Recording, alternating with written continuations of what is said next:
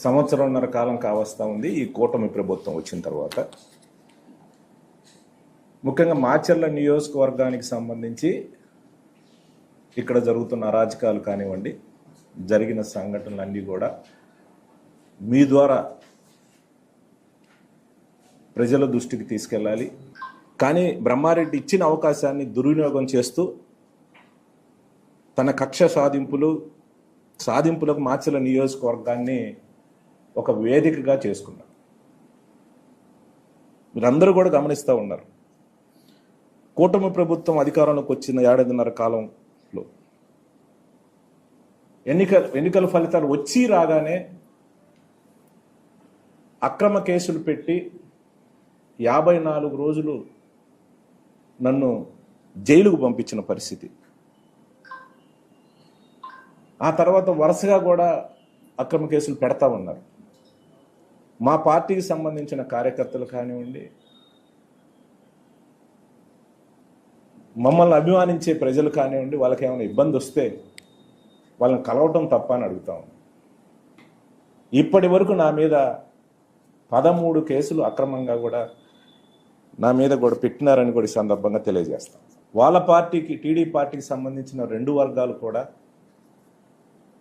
ఆధిపత్యం కోసం వాళ్ళు తగాద కొట్టుకొని జంట హత్యలు జరిగితే అక్కడున్న వర్గాలను సమన్వయం చేయలేక సొంత పార్టీ కార్యకర్తలు చంపుకుంటున్నారు. బ్రహ్మారెడ్డి చేతగానితనాన్ని టీడీపీ అధిష్టానం కానివ్వండి, వాళ్ళకు సంబంధించిన సోషల్ మీడియాలో ఎత్తి చూపితే దానికి అప్పుడప్పుడు ఒక స్క్రిప్ట్ తయారు చేసి అది నా వైపు తిప్పి అక్కడున్న అధికారుల్ని, పోలీసుల్ని అందరినీ కూడా ఒత్తిడి చేసి నా మీద కేసు పెట్టిన పరిస్థితి. 2009 మొదటిసారి నేను శాసనసభ్యుని అయిన దగ్గర నుంచి నేను వరుసగా 4 సార్లు కూడా ప్రజల యొక్క అభిమానంతో శాసనసభకు ఎన్నికైతే ఎక్కడా కూడా నేను ఫ్యాక్షన్ గొడవను ప్రోత్సహించిన పరిస్థితి లేదు. ఇదే బ్రహ్మారెడ్డి 2009లో నా మీద పోటీ చేసి ఓడిపోయిన తర్వాత ఈ నియోజకవర్గానికి దూరంగా వెళ్ళిపోయిన పరిస్థితి. ఒక దశాబ్ద కాలం, దాదాపుగా 10-12 సంవత్సరాలు నియోజకవర్గానికి దూరంగా ఉండి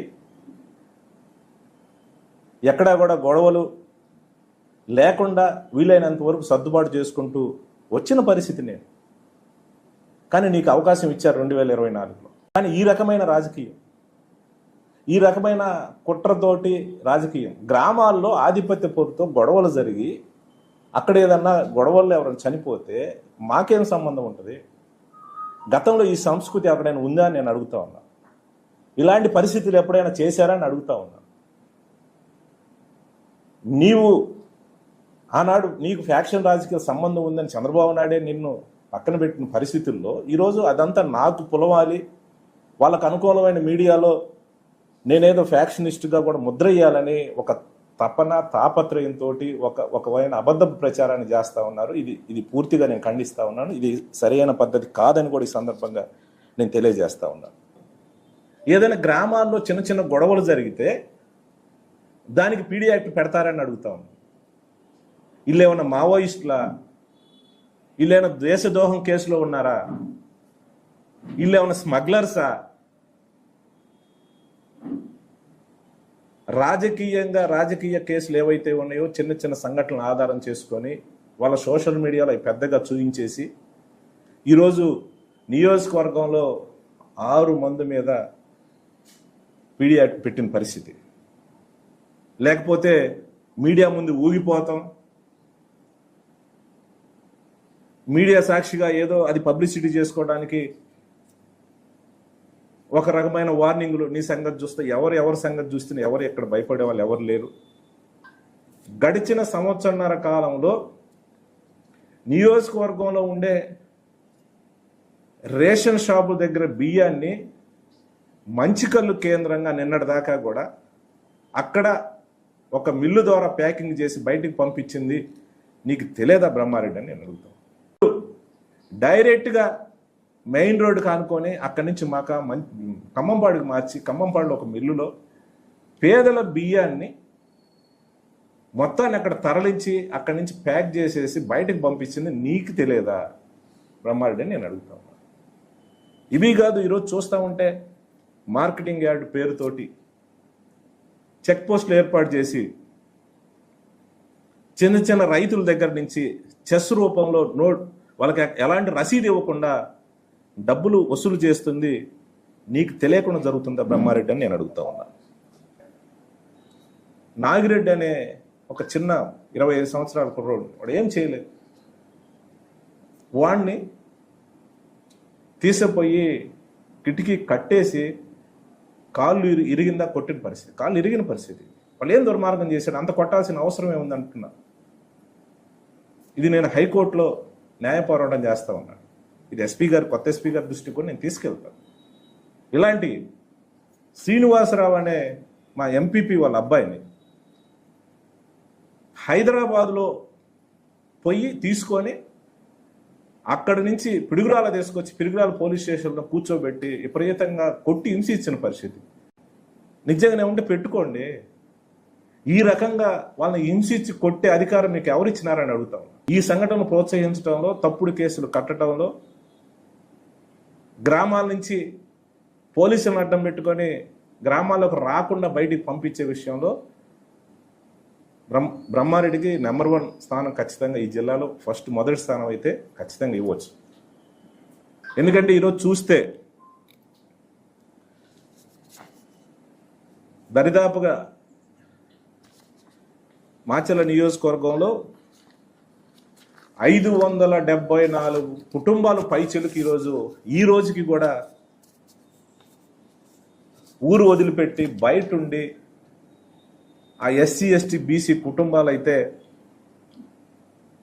వాచ్మెన్లుగా ఉపాధి లేకుండా ఇబ్బంది పడుతున్న పరిస్థితి. ఇవన్నీ కూడా ఎవరైతే గతంలో ఉండే ఎస్పీ గారి దృష్టి, కలెక్టర్ దృష్టి తీసుకుని వాళ్ళు స్పందించిన పరిస్థితి లేదు. చాలాసార్లు చెప్పాం, మంచికల్లు గ్రామం నుంచి అయితే హైకోర్టు నుంచి కూడా తెచ్చినా కూడా పోలీసులు మీరు వస్తే మేము కేసులు పెడతాం, రావటానికి లేదని చెప్పే పరిస్థితి. నేను ఎందుకు చెప్తున్నానంటే 2009 కానీ, 2012 కానీ, 2014 కానీ, 2019 కానీ ఈ 4 ఎలక్షన్స్లో ఎప్పుడైనా ఎలక్షన్ రోజు ఏదైనా చెదురుమల సంఘటన జరిగితే ఒక 15-20 రోజుల తర్వాత ఆ గ్రామాలు సర్దుకుంటారు, ఎవరి పని వాళ్ళు చేసుకుంటారు. కానీ మా టైంలో ఎక్కడా కూడా ఈ రకంగా హెరాస్మెంట్ జరిగిన పరిస్థితి లేదు. 1 సంవత్సరాల కాలం నుంచి ఈ రోజుకి కూడా ఊర్లోకి రానివ్వకుండా పోలీసులను అడ్డం పెట్టి అక్రమంగా బెదిరించే కార్యక్రమం ఇంతవరకు లేని పరిస్థితి ఈరోజు చూస్తూ ఉన్నాం. ఈ క్రెడిట్ అంతా కూడా బ్రహ్మారెడ్డికే ఉంటుంది. ఈ సందర్భం ఒకటైతే నేను హెచ్చరిస్తా ఉన్నాను, గుళ్లపాడు జంట హత్యల కేసులో నాపైకి అక్రమంగా ఇరికించడం కానీ, కార్యకర్తలపై అక్రమ కేసులు పెట్టడం ద్వారా కానీ, జోలకండి బ్రహ్మారెడ్డి తాత్కాలికంగా తాను పైచాచిక ఆనందం పొందొచ్చు. కానీ ఈరోజు ఈ రకమైన అక్రమ కేసులు పెడుతూ ఊర్లు కూడా పంపించే కార్యక్రమాన్ని, ఈ సాంప్రదాయం కొనసాగితే రేపు ప్రభుత్వం మారిన తర్వాత దీనికి 10ంతలు చేసే పరిస్థితి వస్తుంది. ఈరోజు మా మీద 10 కేసులు పెడితే దానికి 10ంతలు ఖచ్చితంగా రాబోయే రోజులు అనుభవిస్తారు. ఏదైతే ఉత్త కేసులు పెట్టారో, తప్పుడు కేసులు పెట్టారో, ప్రతి గ్రామంలో పెట్టే తప్పుడు కేసు మీద రిజిస్టర్ చేసిన ఆఫీసర్ దగ్గర నుంచి, అతనికి రికమెండ్ చేసిన పై అధికారి దగ్గర నుంచి అందరూ కూడా బాధ్యత వహిస్తారు. ఎవరిని కూడా వదిలిపెట్టే ప్రశ్న లేదు. ఇప్పటికైనా నేను పోలీస్ అధికారులను కోరుతా ఉన్నాను, మీరు న్యాయంగా చేయండి. మనం తప్పు చేస్తే చేయండి తప్పితే వాళ్ళు మాటలిని మీరు దోషులుగా నిలబడొద్దు. రేపు చట్టం ముందు మేము నిలబెట్టినప్పుడు మీరు ఎవరు కూడా రక్షించే పరిస్థితి ఖచ్చితంగా ఉండదు.